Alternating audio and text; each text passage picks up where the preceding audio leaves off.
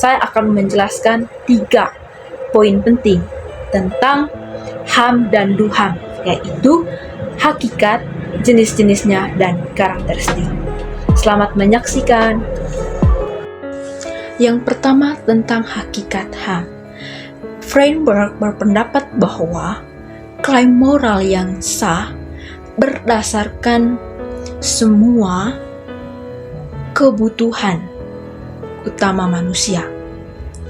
Yang dimana di sini hak moral adalah hak yang diakui setiap orang di mana-mana dan semua situasi. Di sini juga Undang-Undang Republik Indonesia nomor 39 tahun 1999 tentang hak asasi manusia, yang dimana seperangkat hak yang melekat pada hakikat dan keberadaan manusia itu sendiri. Sebagai makhluk Tuhan yang Maha Esa dan merupakan anugerahnya yang wajib dihormati, dijunjung tinggi, dan dilindungi oleh negara, hukum, pemerintah, dan setiap orang atau pasal 1. Yang berikut tentang karakteristik HAM. Human rights terdapat 4 bagian, melekat pada hakikat-hakikat manusia. Yang kedua, berlaku bagi semua orang. Yang ketiga, keluhuran martabat manusia. Lalu yang keempat, respek terhadap kebebasan manusia. Pertama-tama, di sini saya akan menjelaskan tentang bagaimana melekat pada kodrat-kodrat manusia. Berbicara mengenai melekat, kodrat manusia itu memiliki atau seseorang karena dia adalah manusia bagian dari kemanusiaan. Lalu yang berikut, bagaimana keberadaan seseorang didapat atau diperolehnya sejak dia menjadi atau diyakini bahwa dia sebagai manusia. Lalu yang berikut, hak kodrati. Di sini, di mana karena HAM dia selalu dikaitkan dengan kodrat manusia sebagai makhluk yang berakal budi, berkehendak bebas, dan bersosial.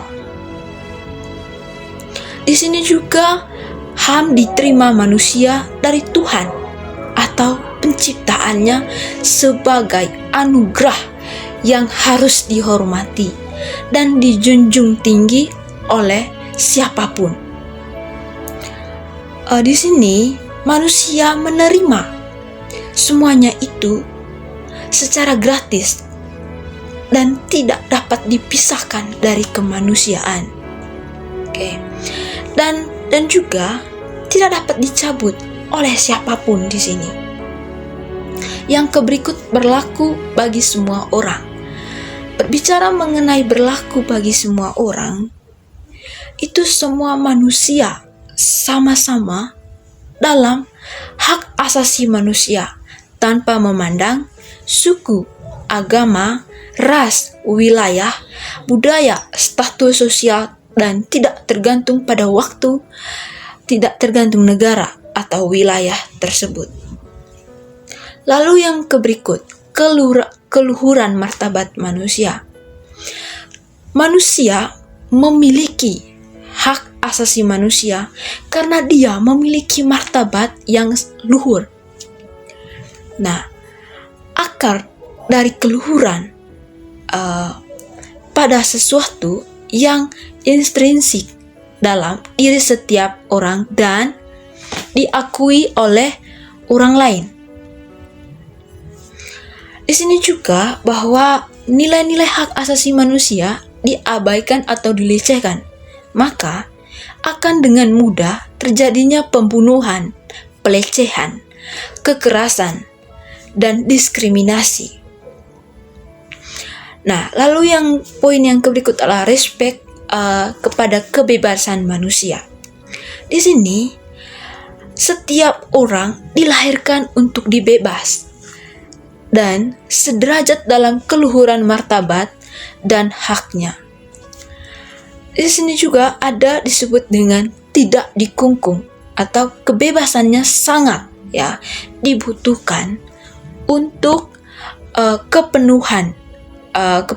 kepenuhan hidup seseorang manusia, dan tentunya juga mewujudkan keluhuran martabatnya, dan yang berikut bagaimana kebebasan yaitu anugerah istimewa dari Allah, dan diberikan sebagai tanda bahwa citra Allah dalam dirinya. Manusia itu memiliki hubungan yang sangat dekat sekali dengan Tuhan. Di sini juga ada kebebasan yang dimana semua kemerdekaan dari semua bentuk larangan, tetapi harus mengikuti aturan yang telah ditentukan. Yang berikut jenis-jenis HAM. Jenis-jenis HAM ada 5. Yang pertama, hak sipil. Hak-hak ini meliputi perlindungan dasar yang dimana diberikan kepada setiap individu untuk bebas dari diskriminasi dan kekerasan. Contohnya, hak atas kebebasan berpendapat, hak atas perlindungan hukum, hak untuk hidup, kebebasan beragama, dan hak atas privasi. Lalu yang kedua, hak sosial. Di sini, hak-hak ini berkaitan dengan kesejahteraan sosial dan pelindungan individu dalam masyarakat. Contohnya, hak atas pendidikan, hak atas jasmani, kesehatan, dan hak untuk memperoleh tempat tinggal yang layak dan hak atas perlindungan sosial. Lalu yang ketiga, hak ekonomi. Di sini, hak ini melibatkan bahwa di mana hak seseorang untuk bekerja mendapatkan upah yang adil dan memiliki standar yang hidup yang layak. Selain itu juga mencakupi atas keamanan kerja, kebebasan untuk memilih pekerjaan, dan untuk memiliki atau mengelola aset. Nah, lalu yang keempat, ada pun juga di sini hak budaya, di mana hak ini juga mencakup kemampuan individu untuk berpartisipasi dalam kehidupan budaya atau komunitasnya, untuk melestarikan tradisi, bahasa, dan warisan budaya, serta hak untuk menikmati kemajuan ilmu pengetahuan dan manfaatnya. Lalu yang terakhir adalah hak politik.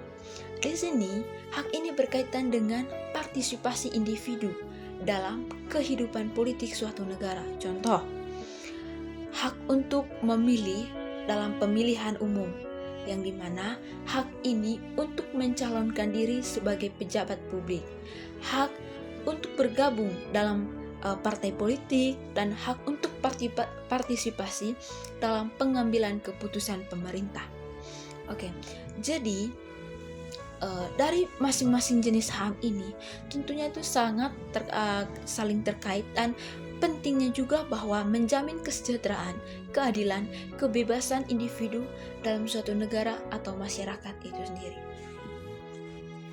Yang berikutnya tentang DUHAM, di mana terdapat 3 poin, yaitu hakikat, jenis-jenis, dan karakter.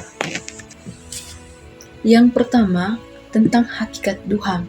Di sini mengatakan bahwa menegakkan penghormatan dan perlindungan terhadap hak asasi manusia bagi semua individu di seluruh dunia. Deklarasi ini menegaskan bahwa hak-hak tersebut bersifat universal, tidak dapat dicabut, dan harus dilindungi oleh hukum di semua negara. Hak asasi yang tercantum dalam DUHAM didasarkan pada penghargaan terhadap martabat manusia, keadilan, kesetaraan, dan kebebasan. Adapun juga jenis-jenis DUHAM. Yang pertama, hak sipil dan politik. Di sini termasuk hak untuk hidup, kebebasan berpendapat, kebebasan beragama, kebebasan berkumpul, dan hak untuk tidak mengalami penyiksaan. Lalu yang kedua tentang hak ekonomi, yang dimana di sini ada terdapat sosial dan budaya, termasuk hak atas pekerjaannya, pendidikan, standar hidup yang layak, kesehatan, dan bagaimana partisipasi dalam kehidupan budaya. Yang ketiga, hak kolektif atau hak solidaritas. Di sini adalah dimana termasuk hak atas perdamaian, pembangunan, lingkungan hidup yang bersih, dan pemerintah yang demokratis. Lalu yang terakhir adalah bagaimana karakteristik Tuhan. Universitas berlaku untuk semua orang tanpa memandang negara, ras, agama, atau latar belakang, lalu tidak dapat dicabut. Di sini, hak itu diberikan tidak dicabut oleh negara atau pihak lain, yang dimana kecuali dalam keadaan tertentu yang diatur oleh hukum internasional. Lalu yang berikut bagaimana keterkaitan dan ketergantungannya hak-hak dalam DUHAM, yang dimana di sini ada saling terkait sehingga pelanggaran suatu hak bisa mempengaruhi hak-hak lain. Lalu tidak diskriminatif DUHAM, yang dimana menekankan diskriminasi dalam penerapan hak asasi manusia, termasuk perlindungan terhadap diskriminasi berbasis ras, agama, gender, dan faktor lainnya. Baik teman-teman, itu saja penjelasan singkat dari saya terkait